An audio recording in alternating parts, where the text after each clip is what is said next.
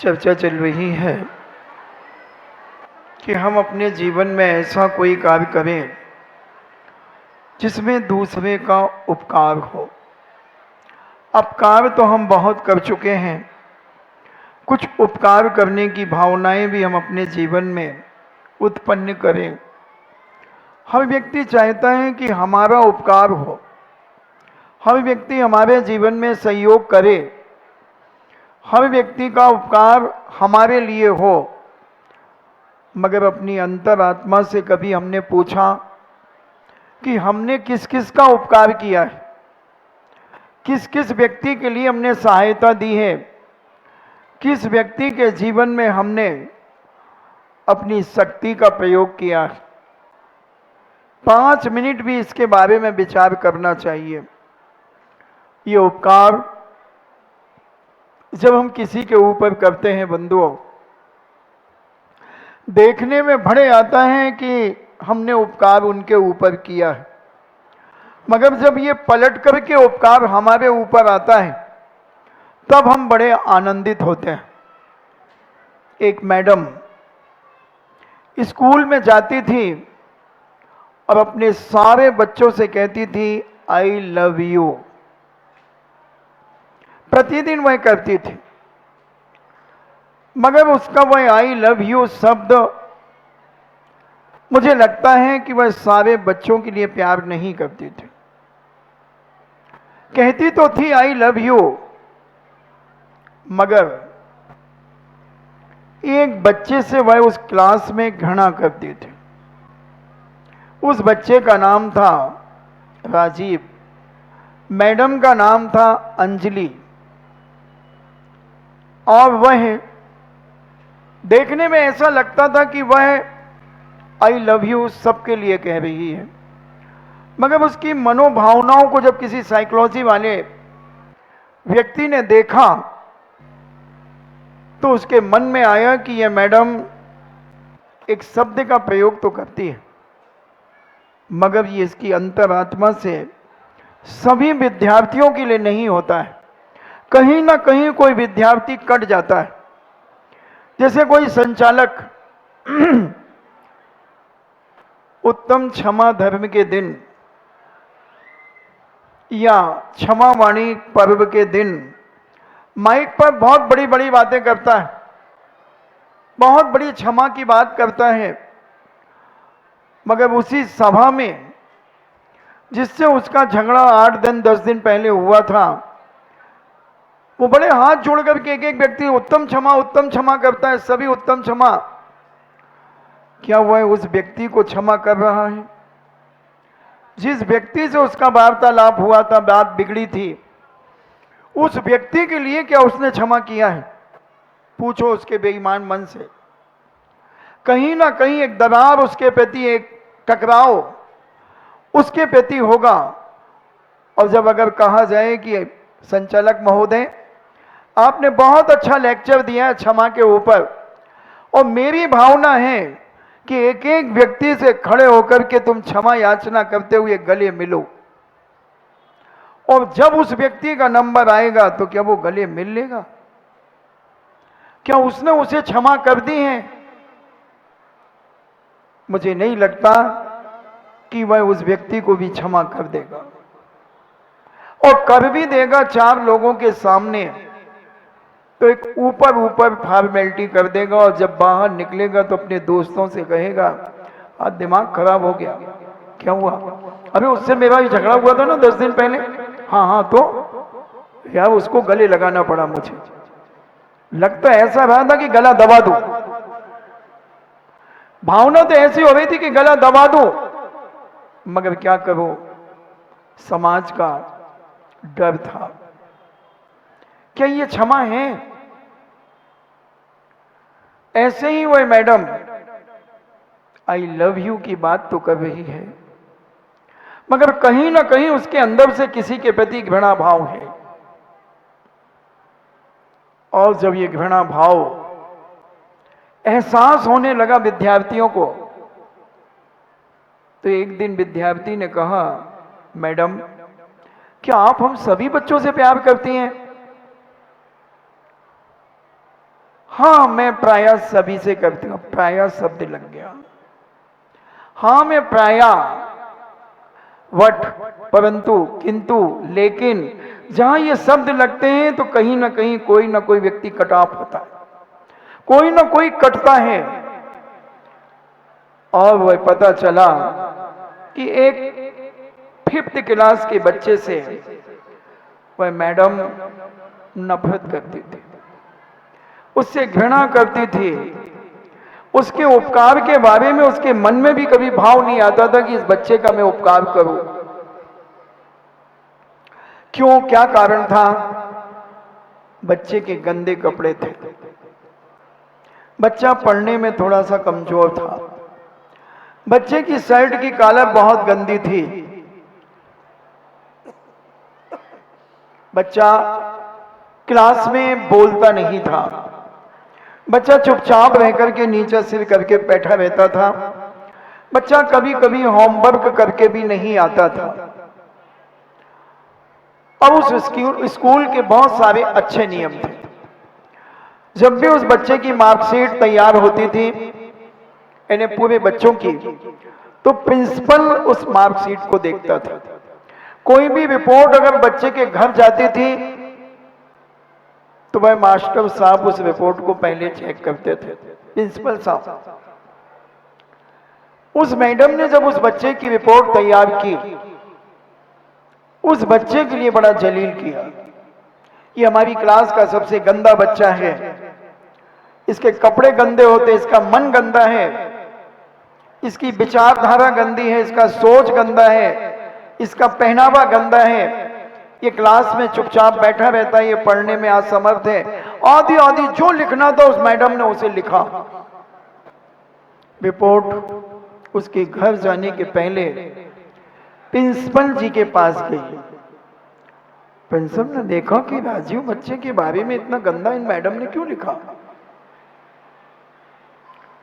फौरन प्रिंसिपल साहब ने बाबू को बुलाया और बाबू को बुलाकर के कहा कि राजीव की मार्कशीट और उसका रिकॉर्ड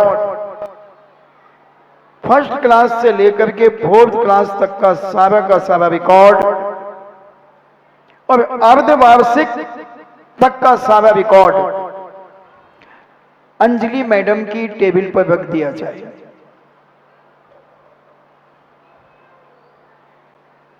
बाबू ने 1st क्लास से लेकर के उस बच्चे का रिकॉर्ड रखा।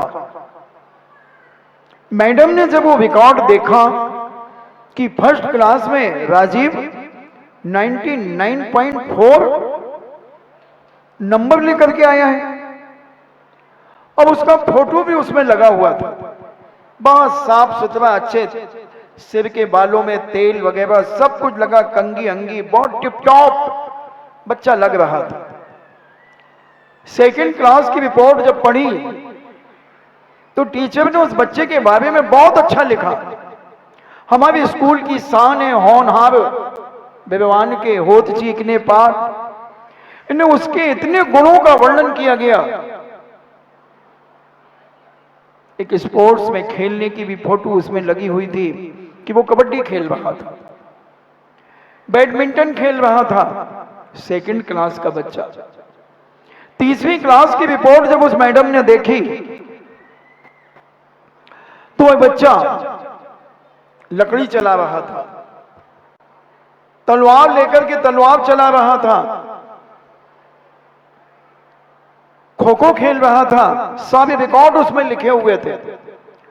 बच्चा बहुत हष्ट पुष्ट था, मसल्स उसकी बॉडी में थे। 4थी क्लास की रिपोर्ट देखी, बहुत गजब के थे। मार्क तो सब अच्छे थे, नंबर तो सभी में अच्छे थे, मगर उसके कुछ विचार भी लिखे गए थे जो अपने स्कूल के लिए वो करना चाहता था। अपने टीचर के लिए जो सम्मान सूचक शब्दों का वो प्रयोग करता था, वो भी उनके टीचर ने लिखे थे कि राजीव अपने टीचर को पिता तुल्य मानता है, प्रतिदिन माता पिता के पैर छू करके आता है, उसके बाद वह अपने टीचर के भी चरण स्पर्श करता है। और उन चरण स्पर्श को अपने मस्तक पर लगा करके कहता है कि आप सेकेंड गॉड हैं, आप दूसरे भगवान हैं।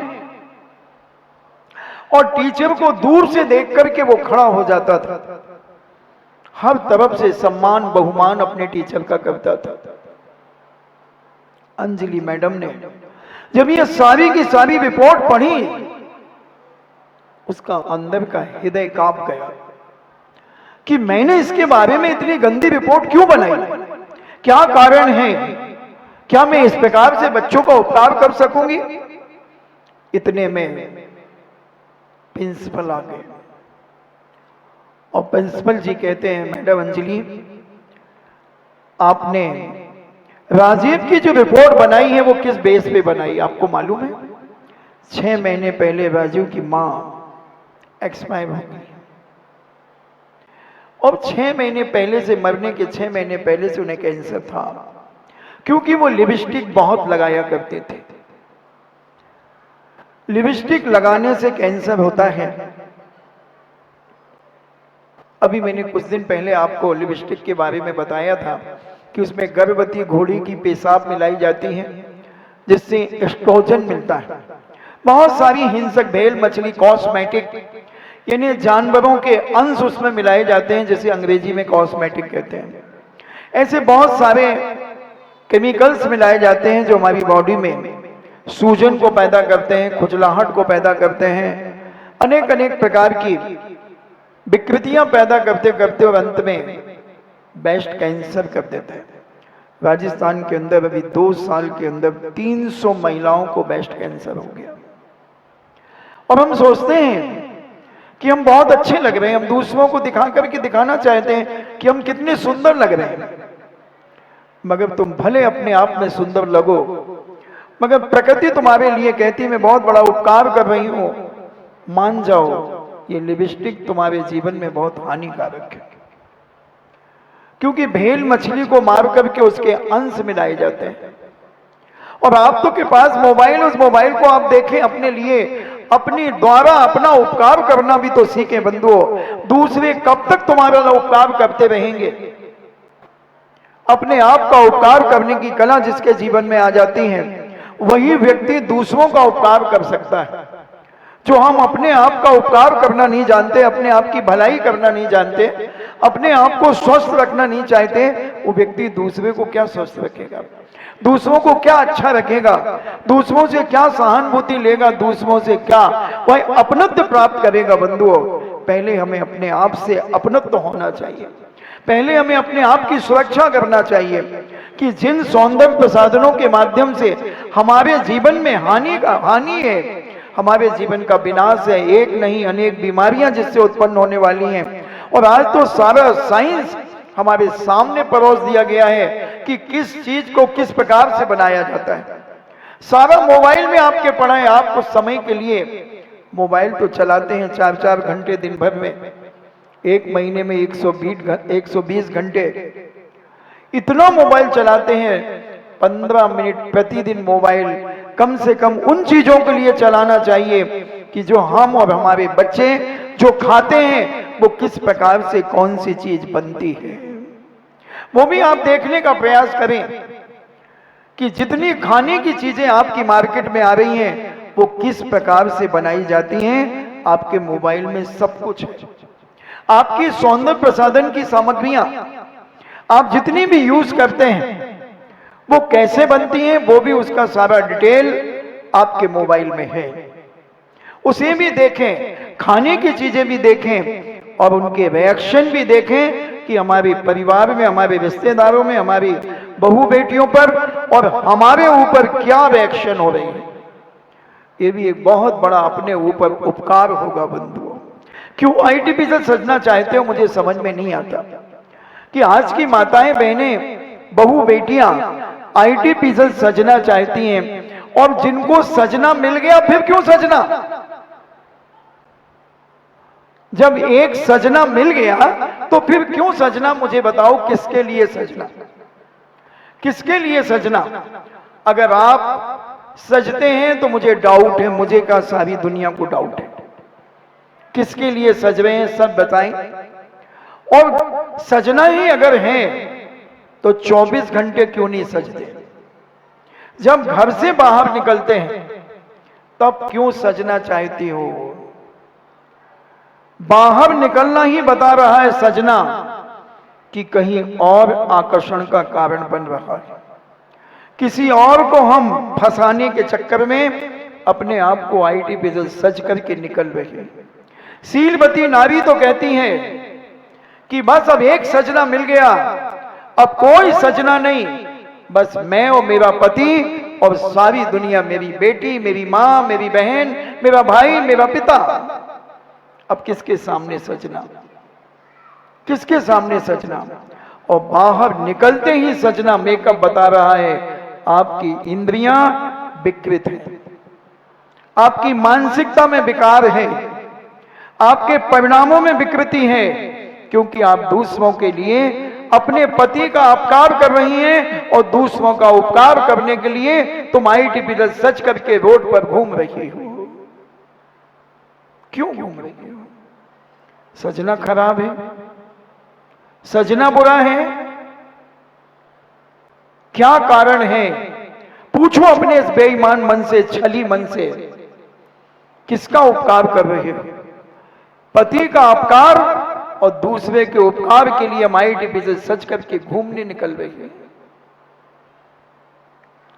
विचार करना होगा, समझना होगा कि हमारी ये हरकत कहीं हमारे चरित्र को आप पवित्र न कर दें, कहीं हमारी आर्टिफिशियल उपकार हमारी शरीर का कहीं अपकार ना कर दे, हमारे अड़ोस पड़ोस के लोगों की मानसिकता में कहीं विकार पैदा ना कर दे। हमारी ये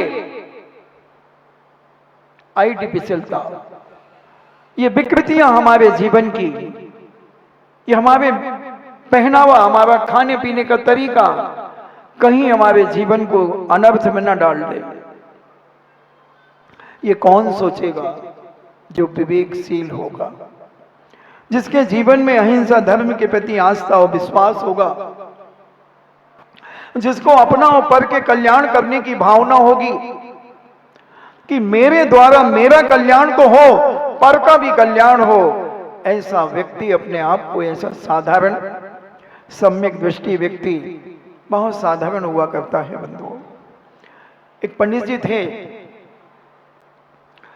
वो पंडित जी कहते थे कि सम्यक दृष्टि कैसा होता है? वो चटक भटक नहीं होता, वो तो सीधा जाता है कि भाई अपन को 500 रुपए के कपड़े खरीदना है, तो दुकानदार के पास जाता, भैया 500 रुपए के तन ढांकने के लिए कपड़े दे देना। अब लंकलाट आ जाए, चाहे केटी आ जाए, चाहे साधु छाप लंकलाट आ जाए, हमें तो उसका पैजामा और एक कुर्ता बनाना है। 500 रुपए हमने निकाले हैं, इसमें दे देना, जैसा आ जाए वो हमें दे देना। बस शरीर ही तो ढांकना है, तन ही तो ढांकना है। सम्यक दृष्टि संसार से कुछ ऊपर होता है, जल से भिन्न कमल है। सम्यक दृष्टि कीचड़ में बहता हुआ भी कीचड़ से ऊपर होता है, परिवार में रहकर भी परिवार से ऊपर होता है, क्योंकि परिवार बसा लिया है तो उसे निभाना भी पड़ेगा, मगर उसमें रचता पचता नहीं है।